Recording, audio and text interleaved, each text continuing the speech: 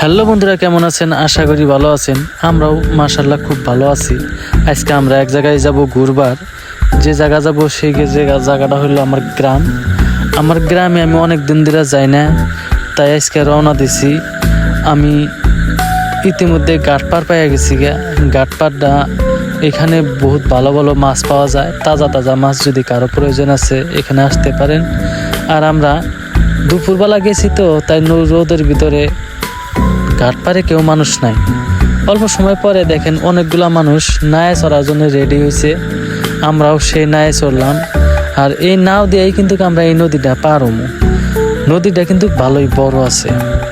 আর নদীর ওই পারে বহুতগুলা মানুষ ওয়েট করে আছে নদীটা পার হবো বলে। আমরাও জেনে তেনে হয়ে এই নদীটা পার হইলাম। পার হয়ে আবারও বাইকে চড়লাম আমাদের গ্রামের রাস্তায়। কিন্তু অল্পক্ষণ যাওয়ার পরেই আন্ডাবাড়ি পার হওয়ার পরে একটা ভাঙ্গা আছে।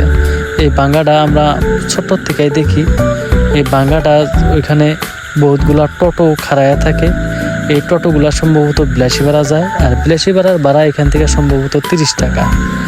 আমার গ্রামের ভিউ দেখেন কত সুন্দর। দেখে আমার মনটা ভরে গেল। আমি বাবুকে বললাম, দেখো কত সুন্দর ভিউ।